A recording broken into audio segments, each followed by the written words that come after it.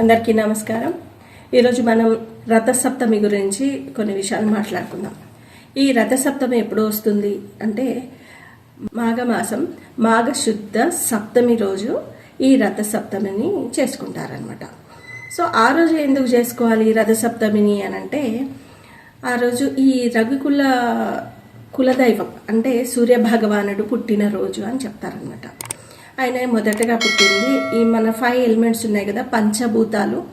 ఈ పంచభూతాల ఆవిర్భావం జరిగినప్పుడు భూమి యొక్క ఆవిర్భావం, పంచభూతాలు ఎప్పుడైతే మనకు ఉత్పన్నమైనాయో భూమి మొదటగా చూసింది సూర్యభగవానునట. సో ఆ రోజు ఆయన పుట్టినరోజు. అది ఎప్పుడంటే మాఘమాసం మాఘశుద్ధ సప్తమి రోజు. ఇంకా ఆయన తన యొక్క దినచర్యను అంటే తన రథాన్ని ఎక్కి తన దినచర్యను కొనసాగించాడంట. అంటే ఉత్తరాయణ పుణ్యకాలం అంటారు కదా, అప్పుడు అనమాట.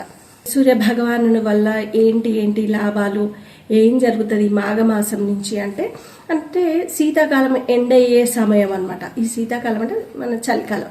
అప్పుడు వాయు సంబంధిత రోగాలు చాలా ఉంటాయి అనమాట. ఈ సూర్యభగవానుడు ఎప్పుడైతే ఉత్తరాయణం స్టార్ట్ చేస్తాడో తన రథాన్ని ఎక్కి సప్తమి రోజు నుంచి, అప్పటి నుంచి మనకు పగలు సమయం ఎక్కువ ఉంటుంది, రాత్రి సమయం తక్కువ ఉంటుంది అనమాట. వాయు సంబంధిత రోగాలకు కూడా తను ప్రాణకోటికి వెలుగు అంటే ప్రాణకోటిని ఉత్తేజపరుస్తాడంట.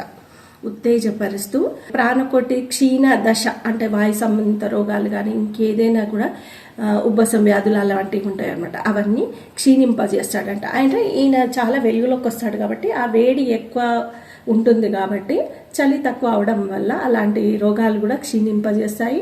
సూర్య భగవానుడు జననము ఇవన్నీ ఎక్కడ చెప్పబడ్డాయంటే మత్స్య పురాణంలో చెప్పబడ్డాయంట.